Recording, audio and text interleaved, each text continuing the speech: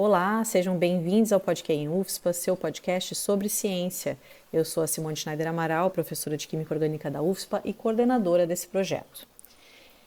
Hoje chegou o dia da parte 2, da continuação da nossa conversa sobre a série Adolescência. A gente insiste que quem ainda não viu, corra para assistir, porque vale muito a pena.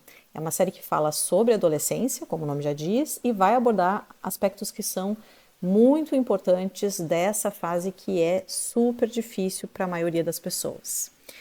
Bom, apesar da gente ter já ouvido muitos comentários e muitas discussões em várias mídias e vários meios digitais sobre a série Adolescência, a gente achou que ainda faltavam algumas nuances, alguns espaços ali na série que faltavam ser melhores elaborados. Então a gente decidiu, a partir de 3 pilares, que são a família, a escola e a machosfera, a gente decidiu fazer uma roda de conversa com 3 pesquisadores que são pessoas que estão acostumadas a pesquisar, a estudar essas 3 grandes áreas. Então vamos à bio dos convidados. A professora Janaína Thaís Barbosa Pacheco, como eu já tinha falado, já nos deu uma entrevista aqui no Podquem, um episódio sobre jovens e redes, que está muito legal, eu sugiro que todo mundo ouça. E ela é professora da UFSPA do Departamento de Psicologia. Atualmente ela desenvolve projetos de pesquisa em áreas como psicopatologia desenvolvimental, desenvolvimento e avaliação de intervenções em psicoterapia comportamental e adaptação de instrumentos de avaliação de construtos relacionados às psicoterapias comportamentais contextuais. A outra entrevistada é a professora Luísa Maria de Oliveira Braga Silveira, que também é psicóloga e também é colega do Departamento de Psicologia da UFSPA. Ela tem experiência na área de psicologia, com ênfase em psicologia escolar e educacional, psicologia e processos de inclusão, relações familiares e infância, e atua principalmente nesses temas. Por fim, o nosso terceiro convidado é o Murilo Martins, que é psicólogo formado pela UFSPA e atualmente faz mestrado na PUC do Rio Grande do Sul em Psicologia Social. Ele integra o grupo de pesquisa Preconceito, Vulnerabilidade e Processos Psicossociais e realiza pesquisas sobre masculinidade e bolhas masculinistas na internet. Vamos lá, pessoal, a segunda parte, eu garanto, tá tão boa quanto a primeira. Bom, gente, e assim, ó, agora a gente vai para um outro pilar que a gente acha assim, que é um pilar importante ali da história, a escola. O que a gente pode falar do ambiente escolar do Jamie ali, que é retratado na série, e se esse ambiente escolar, ele condiz com a realidade brasileira ou não. Quer dizer, a gente está tendo um ambiente parecido, guardadas questões de infraestrutura e etc. Lu, eu vou te dar a primeira palavra, porque tu é a pessoa da área aqui. Então, é difícil, né? Eu também fiquei olhando e eu vejo muito assim, nesse aspecto das relações, acho que isso que a gente está tratando sobre a parentalidade pode também ser transposto de alguma forma para esse contexto, assim, né? De muitas coisas que também não são ditas, do que não pode ser falado, do que é comunicado dentro do espaço escolar, assim, né? Da própria questão da autoridade também. Eu vejo que tem muito da realidade das escolas brasileiras, talvez em relação, como tu dissesse, né, dadas as proporções da infraestrutura, do que tem ali, né, de uma escola super preservada, assim, fisicamente, né, com profissionais, mas eu vejo que tem um tanto dessa realidade, assim, também, né, de professores tentando entender esses adolescentes, esse momento dos adolescentes hoje, né, ali já aparece a coisa do celular, né, que a gente começou a viver esse ano, né, isso de não poder usar, de tira, não grava, e de como eles estão com o celular gravando tudo o tempo todo, né, a gente entra nessa questão do bullying, né, eu anotei que também teve uma cena, né, que eu acho que é bem interessante, assim, enfim, né, retrata ali várias questões da identidade dos professores, né, que a gente poderia falar um pouco sobre esse lugar do professor, a identidade desses professores que aparecem ali de diferentes formas, né, a própria sensação que os policiais têm de estar dentro de uma escola, né, os dois falando que era um lugar ruim, que tinha cheiro ruim, que isso não traz lembranças boas, né, então essa marca, assim, de um pilar que pode ser tão protetivo, assim, né, que pode ser um espaço de tanta saúde, promoção de saúde, fica vinculado a experiências ruins. Depois eles até trazem, assim, né, a policial conta uma história de uma professora, né, que para ela foi uma referência e tal. Mas essa questão também do que se fala, não se fala, eu achei bem interessante. Logo no início do episódio, assim, que o diretor fala de um jeito, assim, debochando, assim, então agora a gente vai ter que ter uma sala de luto aqui, por acaso, sabe? Como se isso, né? Bom, essa dimensão não é nossa, a gente não vai falar disso, a gente não tem que dar conta disso, né? Então, esse propósito da escola, isso eu acho que é uma questão bem diferente da realidade brasileira, porque eu acho que na realidade brasileira isso, de alguma forma, não se sustenta muito, assim, né? Porque eu acho que tem um movimento de não querer trazer para a escola essa dimensão tão subjetiva e pessoal. Mas dados o contexto brasileiro, assim, eu acho, né, do quão os nossos jovens e as crianças são carentes, né, tem múltiplas carências ali que chegam no contexto escolar, eu acho que por vezes é difícil isolar, assim, né, como aquele diretor quer fazer, né. Então,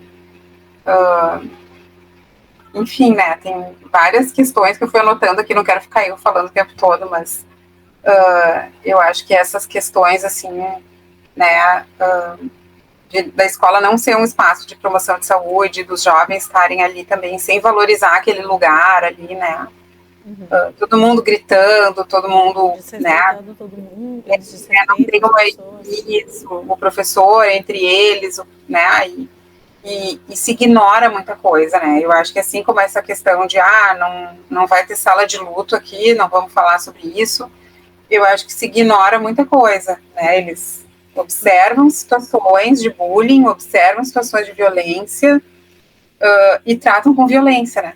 É, Não e faz, não vai ver, sai daqui, eu já te disse para parar, e é sim, tem gritando. professor que grita o tempo todo, né? Eu acho que ele é tipo um inspetor ou é um professor de educação física, não sei, ele cara, que ele grita É, muito, ele é muito violento, verbalmente, assim.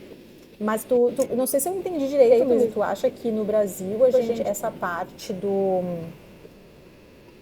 acolhimento quando acontece, por exemplo, uma morte, tu acha que a gente está lidando melhor com isso? Eu tive a eu impressão. acho que sim, eu acho que sim. Mas o que eu quis dizer, não só nessas situações extremas, assim, sabe? Que eu acho que a gente já tem um certo, talvez por questões até culturais nossas, ou de experiências, assim, né, do próprio papel do psicólogo, da trajetória da psicologia escolar, né, dentro das escolas. Eu acho que isso faz muita diferença, porque na Europa, nos Estados Unidos, o papel do psicólogo dentro da escola é muito clínico, é muito de avaliação, é muito pontual, assim, né, e a gente aqui tem uma perspectiva mais histórico-crítica, de um olhar, né, mais assim para os processos, muito mais do que intervenções pontuais, a gente já tem uma abordagem melhor. Mas eu também acho que isso, eu comentei isso assim, eu acho que a gente, na nossa realidade, assim, é difícil um professor se blindar de saber ou de ter contato com aspectos da vida sofrida ou de conflitos dos seus alunos. Ele tem que fazer muita força para ele não ter esse acesso, assim, né? Claro, a não ser em situações extremas, né? Tipo um adolescente muito introvertido, um adolescente que fica, né, que não se relaciona, enfim, daí vamos naquele estereótipo mais introvertido, assim, muito isolado, né?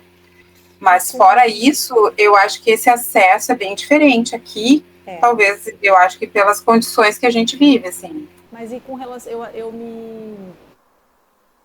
Bom, dizer que eu me identifico é meio forte, porque eu achei aqueles professores todos um tanto, né? mas eu me identifico com um aspecto de muitas vezes não saber o que fazer com aquilo que chega.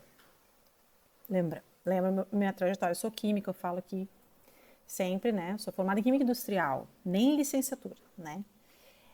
E aí é bem difícil, assim, porque, claro, eu tenho a minha humanidade, né? Mas às vezes eu tenho medo de falar coisa errada. Porque a gente vem com aquele monte de clichê, aquele monte de coisa, porque na hora parece que é só aquilo que vem na cabeça. E aí me dá vontade de chamar o NAP, mas também ao mesmo tempo eu não quero descartar aquela pessoa, entendeu? Não é tipo assim, vai pro NAP porque não me interessa, tá vendo? Não é isso também. Mas às vezes a sensação é de desamparo tão grande da minha parte. Então, neste aspecto de que a escola, a universidade, ela tem um papel que extrapola o técnico e das relações profissionais e éticas que a gente está acostumado a lidar, e do quão desamparados a gente às vezes está, né? Estou falando até estruturalmente, é difícil, né? Pensa lá na UFSPA, que a gente tem uma estrutura super enxuta, né? Eu vejo assim as gurias do NAP, vocês do NID fazem quase que um milagre, e parece que a gente não consegue alcançar ainda tudo, né? Parece que a gente tá faltando mão ainda pra gente. Então, como que um professor, uma professora, que até pode ter uma formação pedagógica, né, mais humanista até do que a minha, pode lidar de forma adequada, mas também sem sucumbir, porque a pessoa precisa manter, né, um certo distanciamento para seguir. Tem alguma dica objetiva que vocês poderiam dar? Porque eu acredito que alguns professores vão ouvir.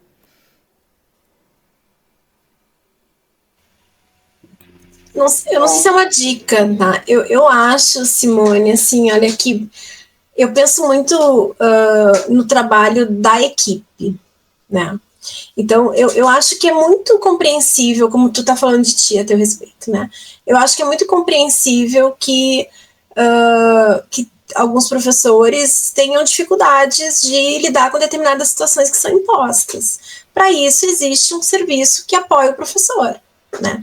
Então, eu acho que dentro das escolas, daí a gente vai puxar, claro, a brasa para o nosso assado, né? Tem que ter um serviço de psicologia escolar, né? Com uma visão de psicologia escolar cada vez mais, né? Porque o que um profissional da pedagogia pode fazer, enfim, é diferente do que um psicólogo escolar vai fazer, que é diferente, né, do que a enfermeira da escola vai fazer, que é diferente do que a assistente social vai fazer, que a professora de química vai fazer, né. Então, eu acho que não... porque a escola ela é um espaço, então todos os problemas que a gente discutiu até agora vão acontecer naquele espaço, né. Toda essa coisa mais complexa, assim, da infância, da adolescência. E olha, eu nem sou psicóloga escolar, a minha relação com a escola é como mãe e como terapeuta de adolescente que precisa, às vezes, interagir com a escola, né?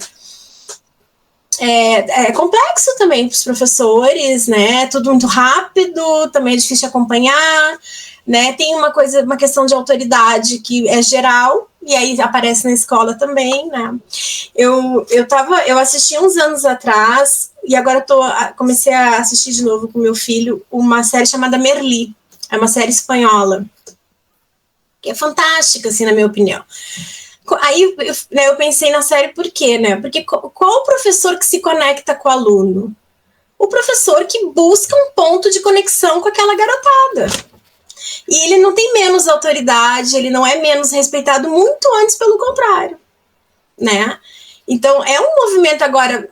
Claro, o professor, para conseguir fazer isso, ele tem que ter uma estrutura de trabalho, ele tem que ter um salário que consiga comportar a vida dele, que ele possa ficar tranquilo de deixar a família e os filhos em algum lugar para ir trabalhar, né? Então é todo também produto de toda uma cultura, de toda uma sociedade que valoriza ou não esse lugar, né?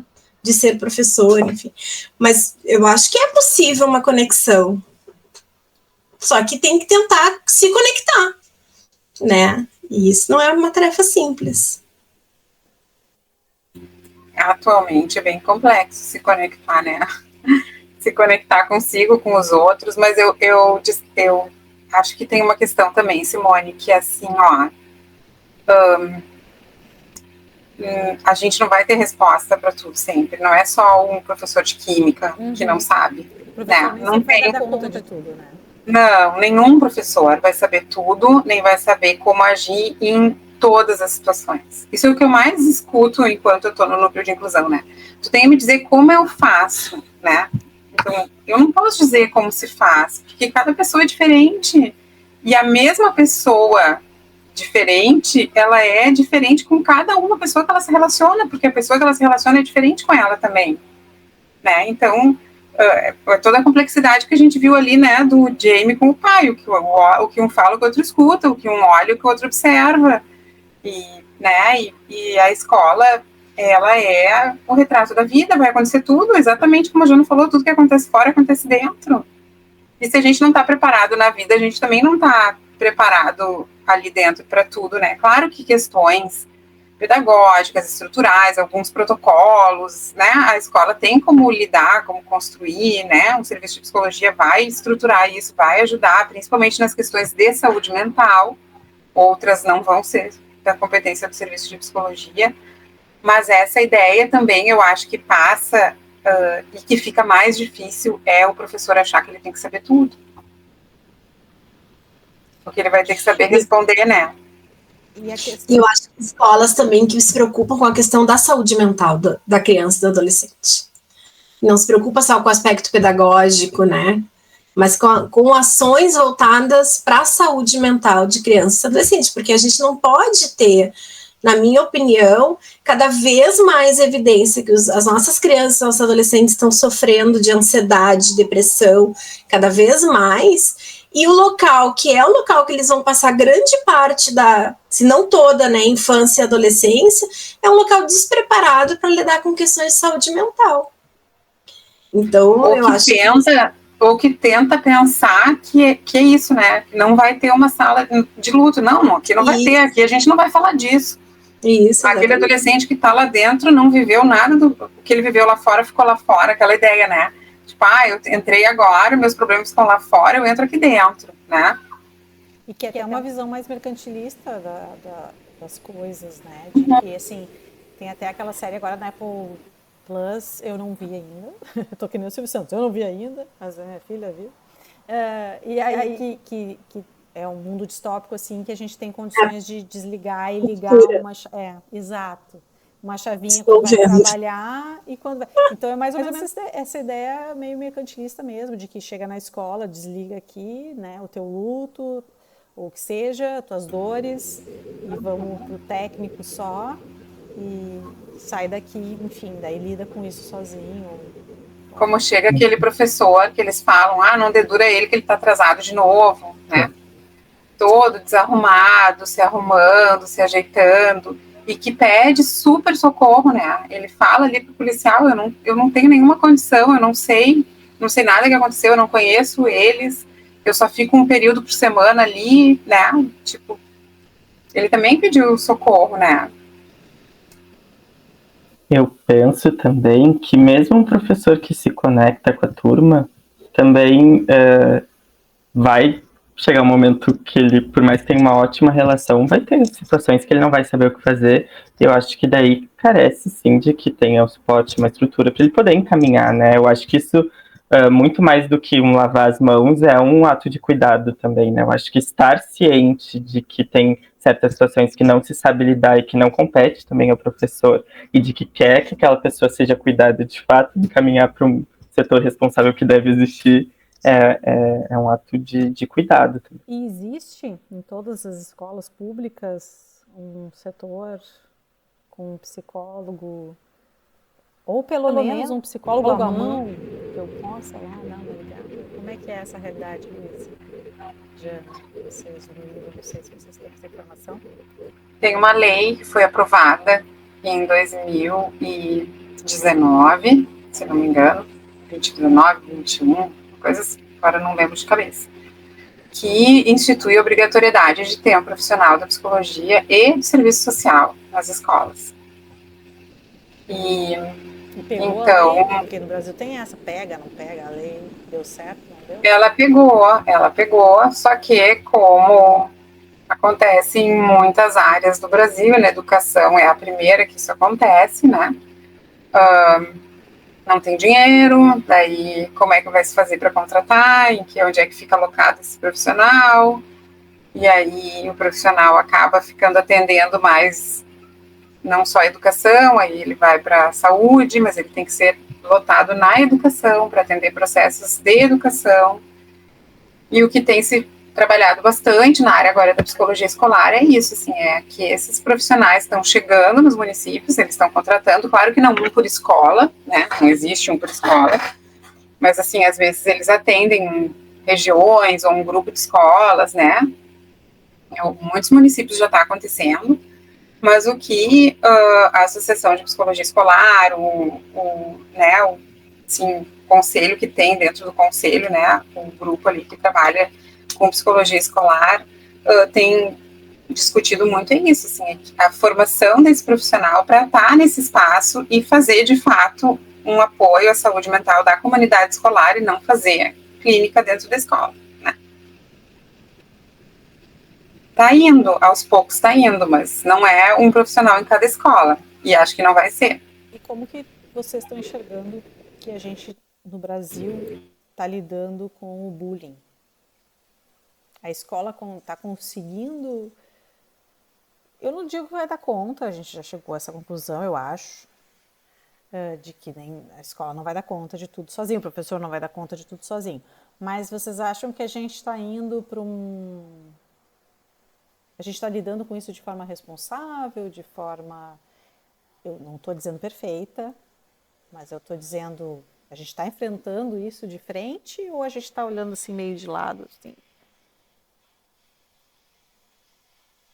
A Luísa parece até que travou. Pareceu Vai, Luísa. A internet travou. Eu acho que eu vou cair agora, minha conexão tá ruim. Agora não vou conseguir responder. Eu vou dar minha opinião, depois eu posso para o especialista, o especialista respira ali, né? Eu acho, eu não consigo te falar do Brasil, tá? Eu acho que isso depende muito da proposta pedagógica de cada escola, dos projetos de saúde mental de cada escola. Eu acho que tem programas bem interessantes, assim, de educação emocional, né, de educação para a paz, né, que chama, enfim, né, acho que tem projetos e inserções interessantes, mas acho que não é toda escola que considera isso como um valor. Eu me lembro que na época que eu estudava mais essa questão dos problemas de comportamento, assim, tem lugares na Inglaterra, nos Estados Unidos, em que a questão da educação emocional, por exemplo, é uma disciplina, tá na grade curricular, entendeu? Não é assim o dia que o professor falta, daí entra lá alguém para falar disso, sabe? E os resultados são muito bons, assim, né? Tem um outro programa que era o Friends Forever, eu acho que é o nome, que também era parte de uma disciplina, foi um programa que a Austrália implementou, que outros lugares implementaram. Então, varia, talvez. O que eu ia comentar é que, assim, eu concordo, né, vou na linha disso que a Jana trouxe, porque depende de como a escola enxerga isso e como ela compreende esse fenômeno. E eu acho que a gente vem avançando, né, inicialmente, logo que saiu a lei anti-bullying, né, eu acho que se tinha uma visão muito, assim, prática, sabe, assim, meio pragmática da coisa, como se fosse só ensinar, só fazer ações educativas, né? E hoje a gente tem visto que não é só uma questão de educação, é uma questão de psicoeducação, né? É uma questão de formação moral, enfim, de várias dimensões que envolvem trabalhar o bullying dentro da escola, né? Então depende, acho que muito desse contexto da escola, de como a escola olha, né? Acho que já estamos andando, acho que já passamos dessa parte, assim, né, de entender que não vai ser uma palestra, que não é chamar uma pessoa para fazer palestra para cada turma, ou para fazer uma dinâmica que vai resolver o problema do bullying, né, e de poder ver que o bullying acontece em todas as relações, no cotidiano, não é só para aquele aluno que está sendo alvo do bullying, né? Porque ele acontece com todos que estão vendo e em todas as relações dentro daquela comunidade, né? Então, nenhuma ação pode ser pensada mais pontualmente, né? Dentro de uma sala de aula, com um aluno, com um grupo de alunos, dentro de uma turma, por exemplo, né? Porque envolve todas essas outras dimensões que têm sido tratadas, estudadas, né? E acho que isso que a Jana trouxe, né, é um aspecto bem importante, mas que, de novo, depende de como a escola interpreta, porque as habilidades socioemocionais estão na BNCC, então, desde a educação, né, do ensino fundamental, da educação infantil, no ensino fundamental, a BNCC tem uma linha transversal que é sobre habilidades sociais, formação de identidade, relação de gênero, né, tem todas essas dimensões contempladas ali, e vai como que a escola entende, se vai inserir numa aulinha ali de ciências, numa aula de não sei o que lá, de filosofia, ou se isso vai ser, de fato, um tema transversal, como muitas escolas têm trabalhado e têm se preocupado, né. Tem escolas hoje, né, no Rio Grande do Sul, que eu sei, que tem disciplina socioemocional, uma disciplina no currículo toda semana, como tem aula de matemática, tem 2 períodos de, né, de habilidade socioemocional, de projeto de vida, do nome que vai dando, né, cada escola dá um nome diferente, assim. Mas, enfim, não, eu acho que depende, eu não sei te dizer se todo mundo olha de lado, se todo mundo pega de frente, né, depende do quanto incomoda, aonde chega, mas o fato é que é um problema, é um fenômeno que afeta todo o resto, né? Todas as outras relações sociais que envolvem a escola e as pessoas que estão dentro dela, e que, né, as consequências são gigantescas, né? A gente já teve várias situações extremas, né, no Brasil também, a gente achava que aqui não acontecia, mas acontece aqui também. E é sempre, acho, muito desafiador e muito difícil, porque a escola precisa pensar por que ela está nesse lugar, né? E aí eu acho que pega porque é difícil as escolas trabalharem com isso de uma forma tão grande, assim, né, para todo mundo. Porque é também, de alguma forma, olhar para si, né, si enquanto instituição, e ver que aquilo é seu também, né? Seu em que sentido? Só para eu achei isso um pouco enigmático agora, do final. Respeito a ela, né? Assim, a escola enquanto instituição, o seu papel, que ela talvez não seja aquela conversa que os pais tiveram ali, sabe? O que eu fiz? O que faltou eu fazer, né? Quando acontece fenômenos desse tipo, a escola é super convocada a fazer esse tipo de diálogo, né? Sim. Que acontece uma ação de violência dentro da escola. Por que a escola é um lugar para fazer isso? Foi escolhido aqui, né? Por que as pessoas voltam para aquele espaço para fazer isso? Uhum. Né? E aí eu acho que cabe é isso assim, né, que é difícil olhar para si e pensar como foi para os pais fazer aquela conversa para a escola, para uma equipe escolar, para o grupo de professores e de alunos também, pensar o que nós todos estamos fazendo com isso, né? Eu acho também, assim, a escola, ela acaba sendo também o lugar onde o adolescente, a criança pede o socorro, né? Então, isso tem alguns trabalhos mostrando, assim, a primeira busca, às vezes, é para um professor, né? Se a criança, se o adolescente ou está em sofrimento, ou está sofrendo algum tipo de violência, né? Então, também poder ter um espaço de ouvir e entender, acho que é isso que a Luísa está falando, isso é parte também, né, desse processo dentro da escola, sabe? A gente, uns anos atrás, uma aluna minha pesquisou automutilação em adolescentes, e a gente fez entrevistas, assim, e a maioria das jovens, antes de chegar no serviço de saúde, antes de falar com a mãe, ou com o pai, ou com a madrasta, falava na escola, né? E muitas foram, de fato, encaminhadas para o serviço de saúde pela escola. A família foi chamada pela escola, sabe? Até teve uma resposta, né, interessante, mas a escola também é um lugar onde vai aparecer, muitas vezes, né,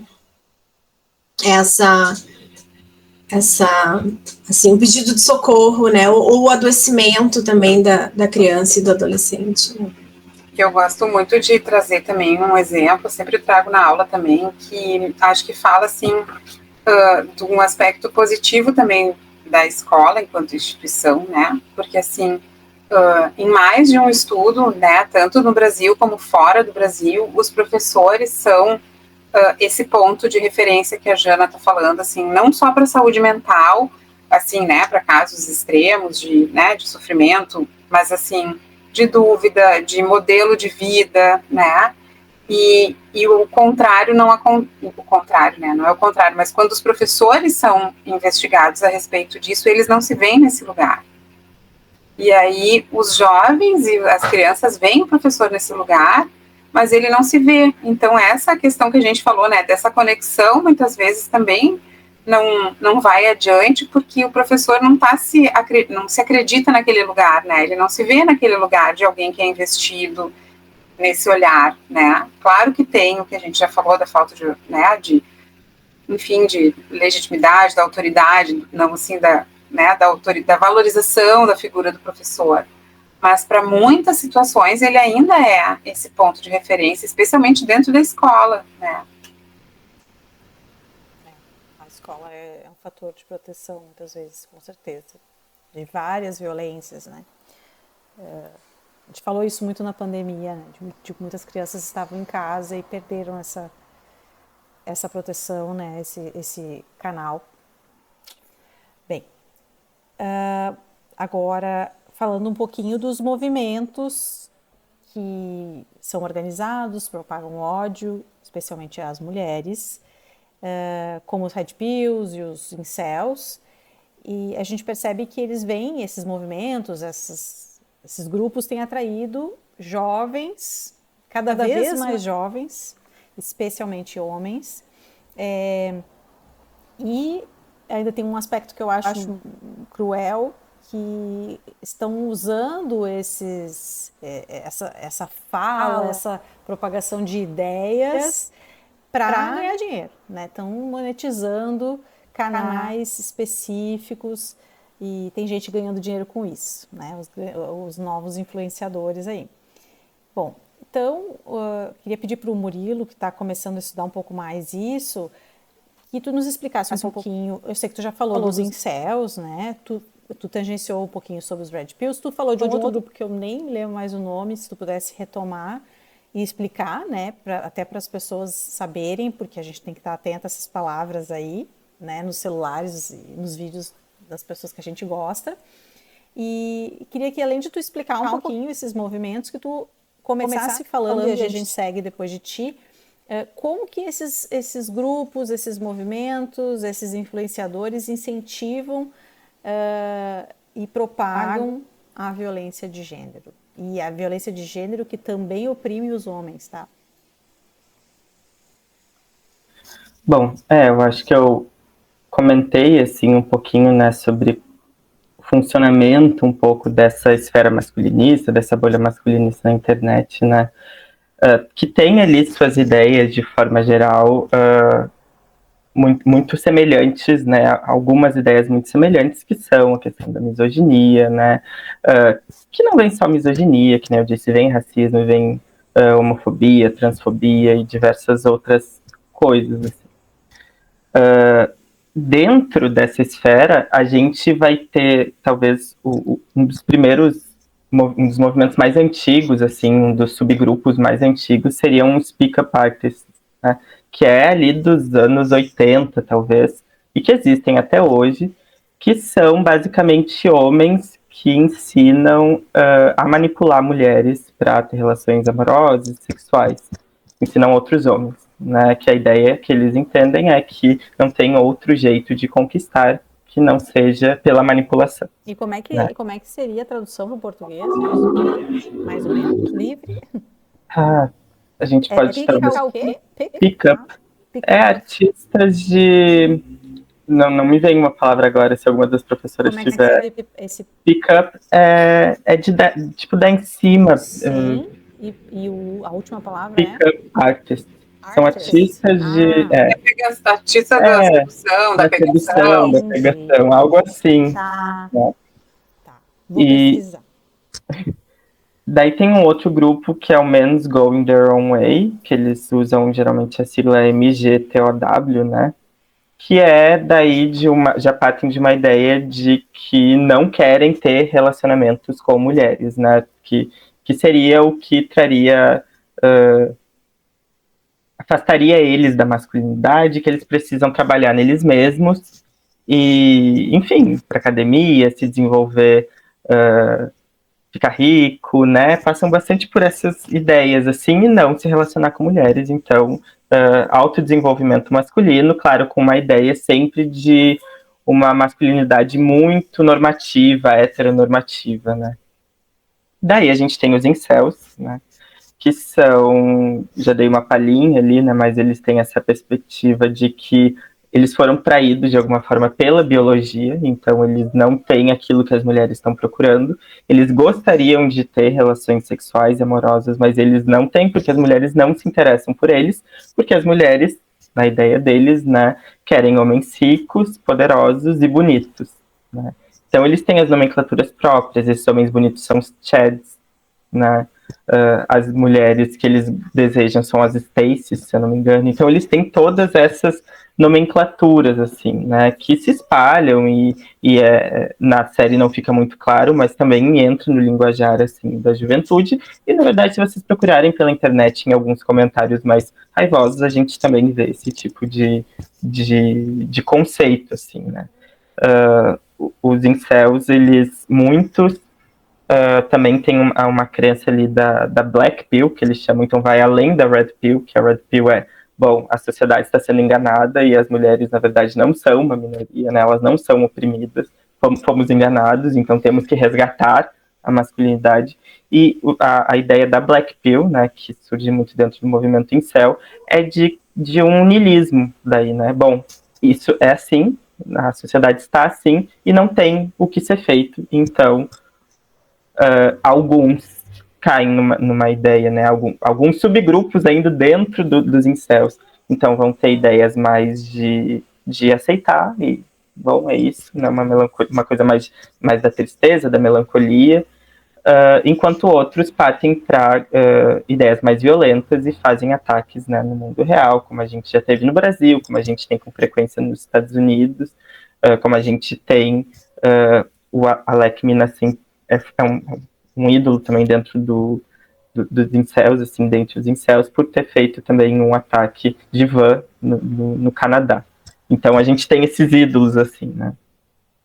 E eles têm, assim, inclusive se vocês pesquisarem, eles têm uma Wikipédia própria dos incels. Eles têm uma ideologia muito bem formada, eles têm ideias muito desenvolvidas, que eu, quando assisti as primeiras vezes, fiquei muito chocado, de fato. Eles têm, assim, uma filosofia, de fato, muito completa.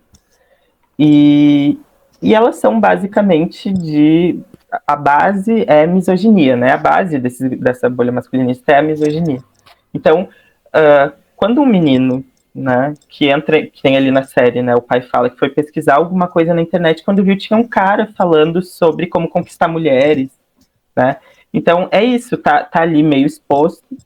E quando um menino que talvez tenha inseguro sobre sua aparência, né, tem uma queda por uma menina na escola, não sabe como chegar, ou foi rejeitado, ele fica irritado, vai para esses fóruns e vê ali 10, 15 outros depoimentos de outros meninos que foram rejeitados, de mulheres que fizeram isso, fizeram aquilo. Então se torna ali um espaço para se alimentar desse ódio às mulheres, né? Se torna um espaço de se alimentar de ódio às mulheres e de outras minorias também. E como tu bem disse, né, Simone, são canais que geram muito dinheiro para as pessoas e também para as plataformas que eles estão, né, hospedados.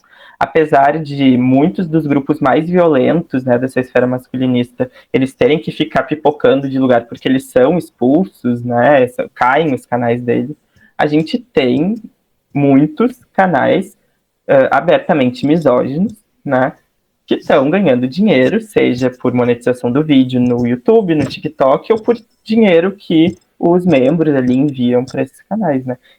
E essas plataformas, elas não fazem muita coisa, porque isso também gera visualizações e acessos para elas, né?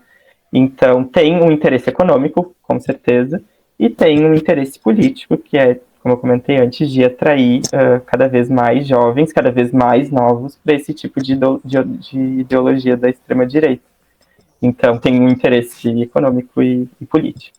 Eu estou lendo um livro, ainda não terminei, Direito ao Sexo.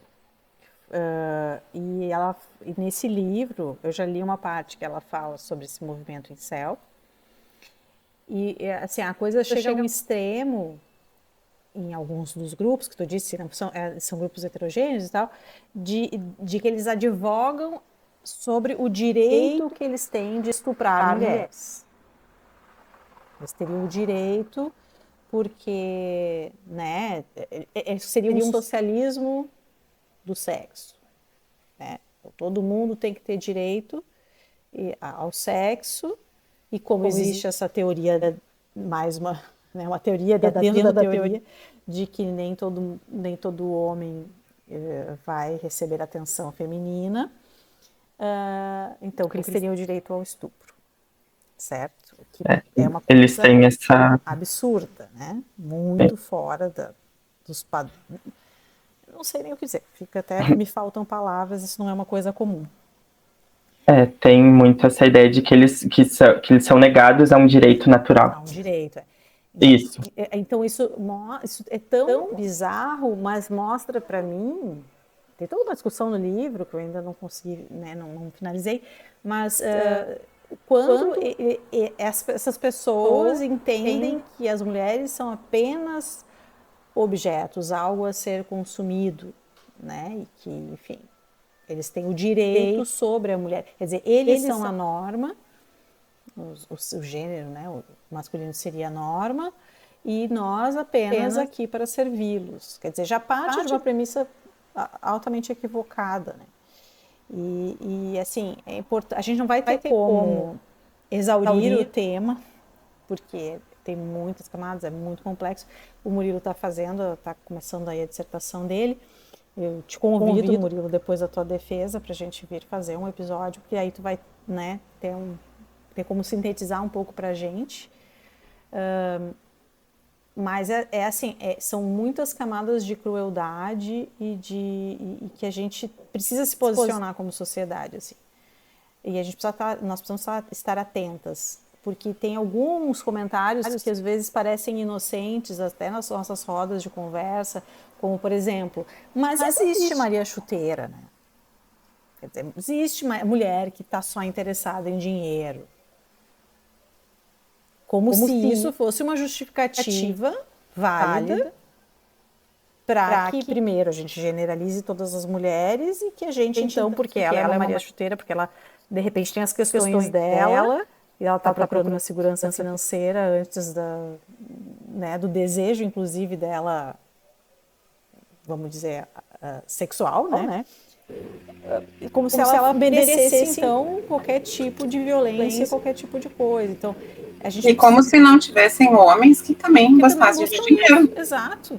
Né? E buscam isso, às vezes, até junto com a sua companheira, da sua companheira, né? Enfim. São muitas camadas, mas eu acho tão perigoso e a gente precisa começar a falar mais sobre isso de uma forma mais clara, sabe? Eu acho que a série contribui nesse sentido, sabe? Muita gente que nunca tinha ouvido falar sobre esses movimentos, assim, o que é um incel, o que é isso e tal, acabou, né, assim, conhecendo, sabendo, né, e buscando, às vezes, informação e perguntando para os seus filhos, né, mas isso tu conhece, já chegou perto de ti, e aqueles símbolos, né, porque tem um episódio ali que o filho do policial explica para o policial, que é um adulto, né, os símbolos que estavam na mensagem e que explicavam praticamente todo o fenômeno que o policial estava tentando entrevistar as pessoas, né. E aí eu acho que tem é como você falou, assim, a gente né, daria uns 20 episódios a gente discutindo esse negócio aí, mas eu acho que a série contribui nesse sentido, sabe?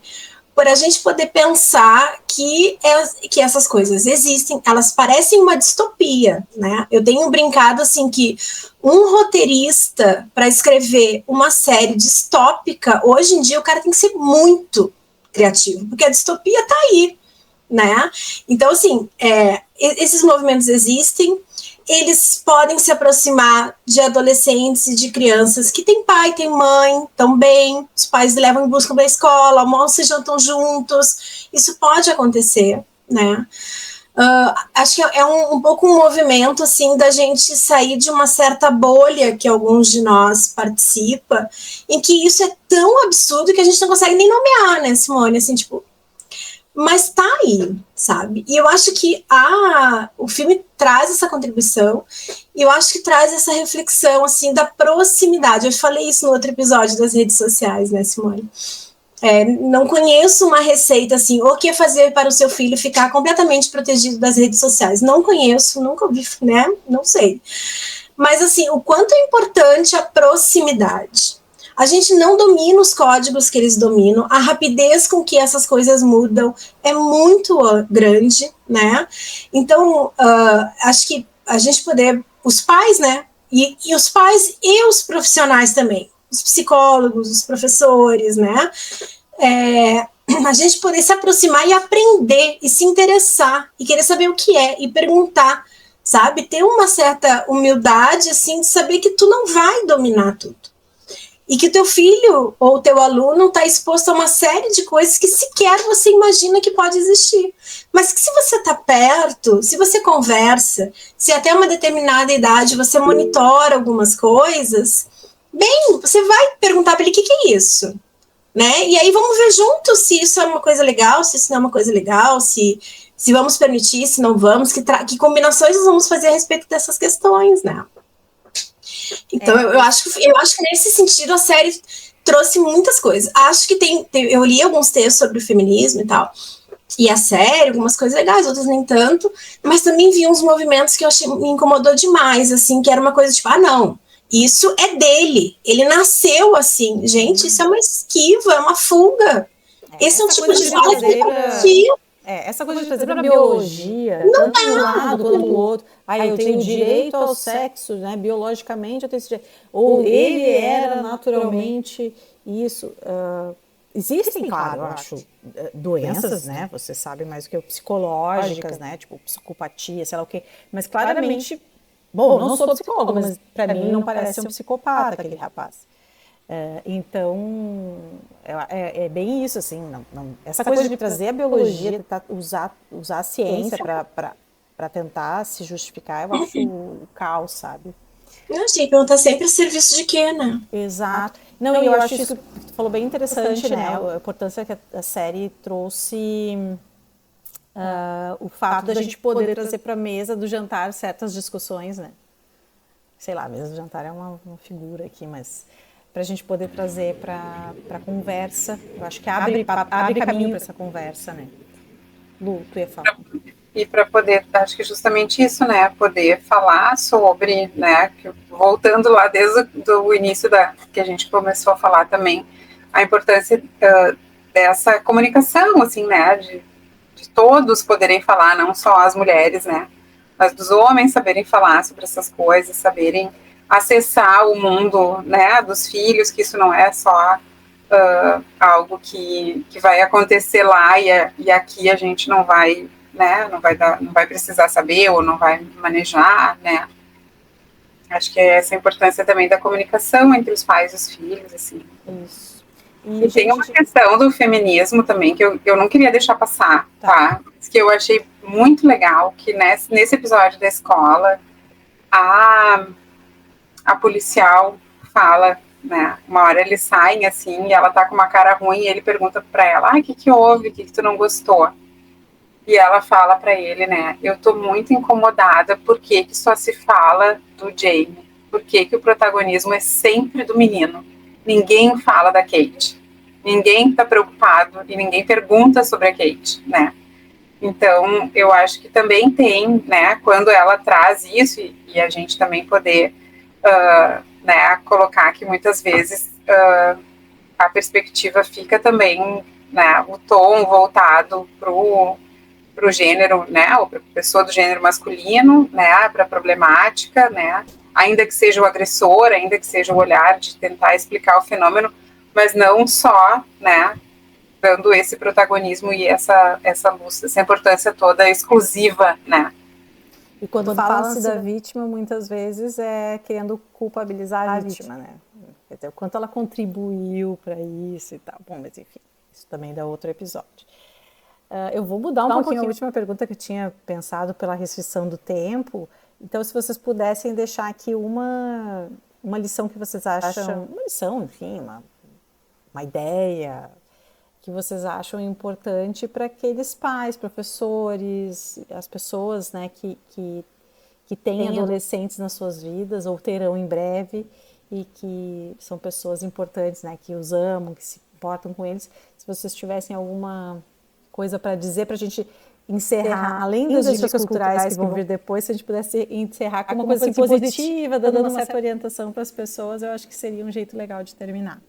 Uma para cada um, seria ótimo.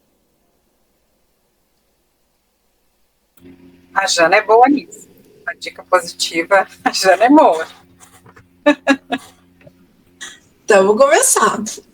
A minha dica vai ser para os pais, óbvio, né? Para as famílias, enfim, né? Eu acho que o que eu falei da outra vez, que eu falei agora há pouco, fiquem perto dos seus filhos, dos seus adolescentes, queiram aprender e conhecer, né, a vida deles, a realidade deles, as preferências deles, os amigos deles, entendeu?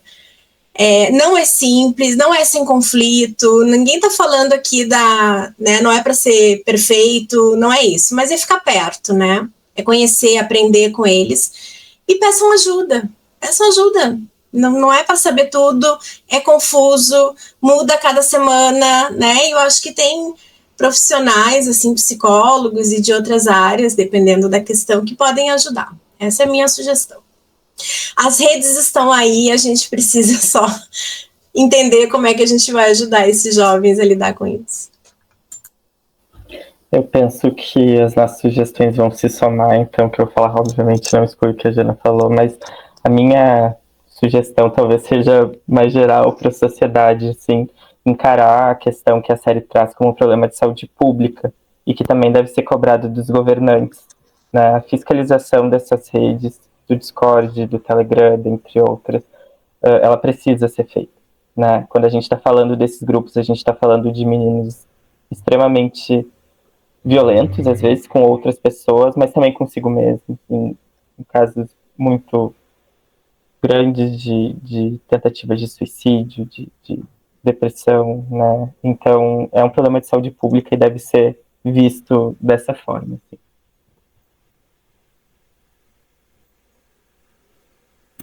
Alguma coisa para a escola, professores? Pois é, eu fiquei pensando isso, né? Eu, como o Murilo disse, se somam, né? Eu daria todas essas, pontuaria todas essas questões também, assim, né? De poder estar perto, de pensar em políticas públicas que possam dar conta, né? Desses fenômenos e do que escapa, né? E do que é da esfera pública e não só privada, né? Da família também.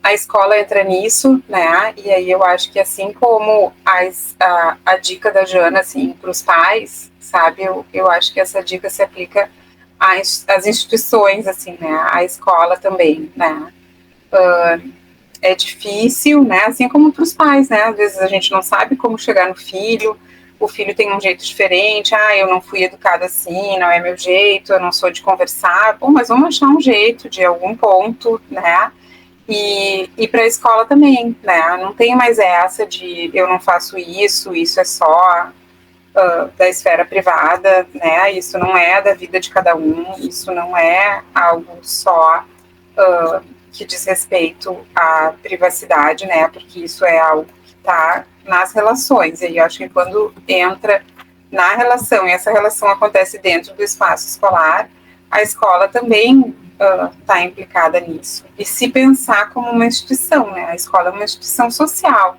Ela é né, assim, um recorte da sociedade, né? A vida não acontece, a gente brinca muito assim em escola, que teve uma época que se dizia, né, várias escolas se diziam assim, a escola prepara para a vida, né? Não, a escola não prepara para a vida acontece na escola. Não é depois da escola que tu vai aprender para viver, né? Então, assim, é isso, é aqui agora, né? E a escola é parte desse sistema. De alguma forma, a escola contribui e pode contribuir não só para a propagação de talvez algumas culturas e relações violentas, mas para o contrário também, né? Então, acho que essa escuta que a gente fala para fazer, né, que é importante ter na família, é importante ter na escola também, né? Olhar para esses jovens, olhar para o que está acontecendo ali, né? Olhar para como acontece isso, o que acontece no recreio, o que acontece, né, dentro da sala de aula, o que acontece na porta, na hora da saída, o que acontece entre as famílias, né? Tem vários espaços no lanche ali, na série mostra, né, bem direitinho no lanche, o que fazem com o menino. Então, tem várias situações que não são só situações de ensino-aprendizagem, onde a gente precisa olhar também que as relações não se dão só ali, né? Então, acho que vale também para a escola isso. E procurar ajuda também, assim como os pais procuram ajuda, a escola também procura ajuda, né? Também não vai saber fazer sozinho, o professor não vai suportar tudo sozinho, não é um professor, não é um setor, né? Então, peçam ajuda também. Certo. Bom, agora a gente vai para a finalização do episódio, onde cada um de vocês deixa uma dica cultural. Tá bem, eu tenho 2 documentários que tem no YouTube. Um é brasileiro, se chama O Silêncio dos Homens. E o segundo é estadunidense. Já vi esse, muito bom. Muito bom. E tem um estadunidense que se chama A Máscara em que Você Vive. Acho que é um pouquinho mais antigo. Não, nenhum dos dois é muito recente, assim, mas acho que são muito recentes na abordagem. E eu falei antes, né, de um influencer, uma pessoa do Instagram, assim, que eu assisti um vídeo sobre adolescência, sobre a série, mas não só sobre isso, que é o Matheus Sodré, o nome dele. O arroba é @sodremat, SODREMAT. É um vídeo sobre adolescência e radicalização muito bom mesmo. Recomendo.